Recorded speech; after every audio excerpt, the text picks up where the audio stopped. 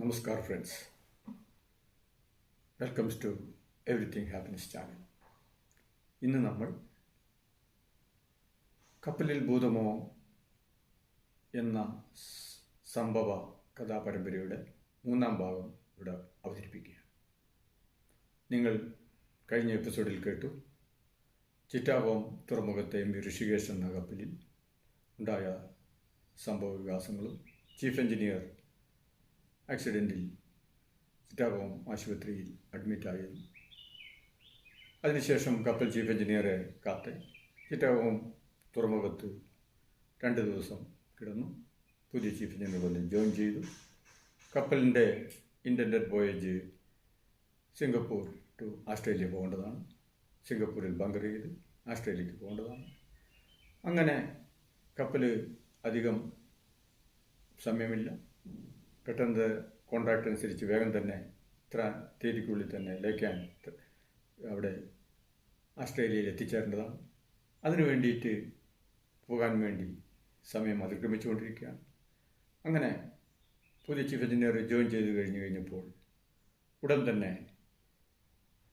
കപ്പൽ നങ്കൂരമെടുത്തുകൊണ്ട് സിംഗപ്പൂരിലേക്ക് യാത്ര ചെയ്യാൻ വേണ്ടിയിട്ടുള്ള പരിപാടികൾ ആവിഷ്കരിച്ചു. അങ്ങനെ നങ്കൂരം എടുക്കുന്നതിന് വേണ്ടി തയ്യാറായിക്കൊണ്ട് കോ ക്യാപ്റ്റനും ഫോർവേഡ് സ്റ്റേഷൻ പാർട്ടിയും എല്ലാവരും കൂടെ കൂടി കപ്പലിൻ്റെ മുൻഭാഗത്തേക്ക് പോവുകയും നങ്കൂരം എടുക്കുന്നത് സ്റ്റാർട്ട് ചെയ്യുകയും ചെയ്തു. കടൽ പ്രക്ഷുബ്ധമാണ്, നല്ല ശക്തമായ കാറ്റടിക്കുന്നുണ്ട്, തിരമാലകൾ ഉയർന്നു പൊങ്ങുന്നുണ്ട്. ഒരുവിധം കപ്പലിൻ്റെ ചുറ്റും തിരമാലകളും ഇളകിയാടുന്നുണ്ട്, പ്രക്ഷുബ്ധമാണ്. അങ്ങനെ നങ്കൂരം എടുത്ത് ചെയിൻ ഉള്ളിലെടുത്ത് വന്നു കഴിഞ്ഞ് നങ്കൂരം ഒരു ഷാക്കിളായി നങ്കൂരം കാണേണ്ട സമയമായി കഴിഞ്ഞപ്പോൾ നങ്കൂരത്തിൽ ചെയിൻ ഫിഗർ ഓഫ് 8 നോട്ട്, 8ൻ്റെ ആകൃതിയിൽ ചെയിൻ ട്വിസ്റ്റായിട്ട് വന്നിരിക്കുന്നു. ഒരു കാരണവശാലും നങ്കൂരം മുകളിലെടുക്കാൻ പറ്റാത്ത സ്ഥിതിയാണ്. എന്തു ചെയ്യും? നങ്കൂരം മുകളിലെടുക്കാതെ യാത്ര തുടരാൻ പറ്റുകയില്ല. നങ്കൂരം തൂങ്ങിക്കിടക്കുകയാണ്. ഫ്ലൂക്ക് എന്ന് പറഞ്ഞ അറ്റം, നങ്കൂരത്തിൻ്റെ അറ്റഭാഗം മുകളിൽ കാണാം. നങ്കൂരം തൂങ്ങിക്കിടന്ന് വെള്ളത്തിനകത്താണ് മുക്കാൽ, കുറച്ച് ഭാഗം മുകളിൽ കാണുന്നുണ്ട്. അത് കപ്പൽ പോകുമ്പോൾ സൈഡിൽ ബുൾബോസ് പോലെ കപ്പലിൻ്റെ സൈഡിലടിക്കും. അങ്ങനെ അടിച്ചടിച്ച് കഴിഞ്ഞാൽ ദ്വാരം വീണ് കപ്പൽ മുങ്ങാനും വെള്ളം കയറാനും സാധ്യതയുണ്ട്. അധികം ദിവസം ഇവിടെ നിൽക്കാനും പറ്റില്ല. നങ്കൂരത്തിൻ്റെ ചെയിൻ കട്ട് ചെയ്ത് ക്ലിയർ ചെയ്താൽ മാത്രമേ ഉള്ളിലെടുക്കാൻ പറ്റുള്ളൂ. എന്ത് ചെയ്യും? ആകെ കൺഫ്യൂഷനായി. എന്താണേലും കൂടിയാലോചനകൾക്ക് ശേഷം തീരുമാനിച്ചു, സ്പീഡ് കുറച്ച് പതുക്കെ കപ്പൽ സിംഗപ്പൂരിലേക്ക് യാത്രയാകുക. അങ്ങനെ തീരുമാനിച്ചുകൊണ്ട് കപ്പൽ നങ്കൂരം തൂക്കിയിട്ടുകൊണ്ട്, വെള്ളത്തിൽ തൂക്കിയിട്ടുകൊണ്ട് പതുക്കെ ചിറ്റാഗോയിൽ നിന്ന് ഡിപ്പാർച്ചറായി പുറപ്പെട്ടു സിംഗപ്പൂരിലേക്ക്. ഉടനടി തന്നെ മിന്നലൊരു കപ്പൽ പ്രത്യക്ഷപ്പെട്ടു. ചിറ്റാഗോം ആങ്കറേജിൽ നങ്കൂരം വിടാൻ വേണ്ടിയിട്ട് വരുന്ന വേറൊരു കപ്പലാണ്.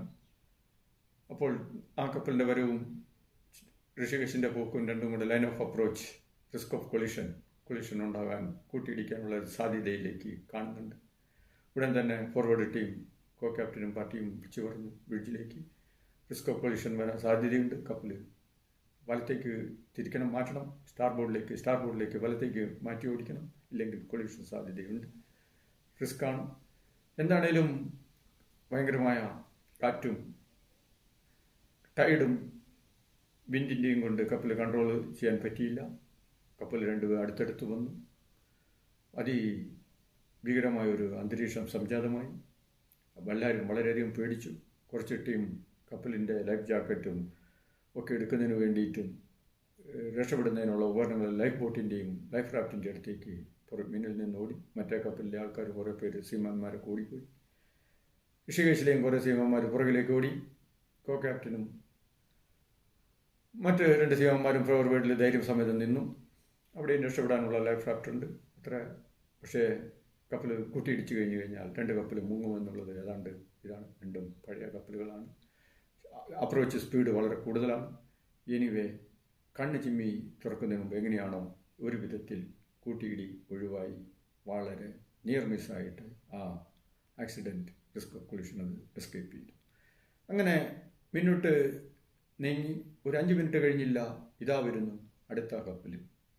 ബിക്കോസ് ഈ അപ്രോച്ചിങ് ചാനലിലേക്ക് ആങ്കറേജിലേക്ക് അപ്രോച്ച് ചെയ്യുന്നതും ആങ്കറിൽ നിന്ന് പോകുന്നതും ഏതാണ്ട് അധികം ദൂരമൊന്നുമില്ല, അധികം വിസ്തൃതിയില്ല. പക്ഷേ കപ്പൽ കൺട്രോൾ ചെയ്യാൻ പറ്റുന്നില്ല. രണ്ടാമത്തെ സ്ഥിതിവിശേഷം അതിഭീകരമായി തന്നെ തോന്നി. വലിയ കപ്പലാണ്, അപ്രോച്ചിങ് സ്പീഡ് കൂടുതലാണ്.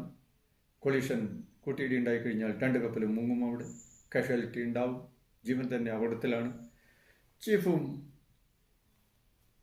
ചീഫ് ഓഫീസറും ക്യാപ്റ്റനും എല്ലാം വീണ്ടും വിളിച്ചു പറഞ്ഞു, വലതേ വശത്തേക്ക് പോകണം, വലതേക്ക് നീങ്ങി ക്ലിയറായി പോകണം, അല്ലെങ്കിൽ റിസ്ക് ഓഫ് കൊളിഷനാണ്, വീണ്ടും അത്യാഹിതമാണ് വരുന്നത്.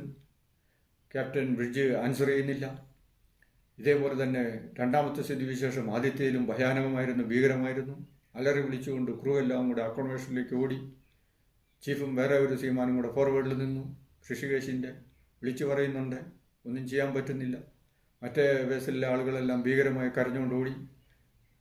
അക്കോമഡേഷൻ തമ്മിൽ കൂട്ടിയിടി ഒരു വിധത്തിലൊരു നാരോ എസ്കേപ്പായിട്ട് അതും ഒഴിവായി, ആശ്വാസമായി.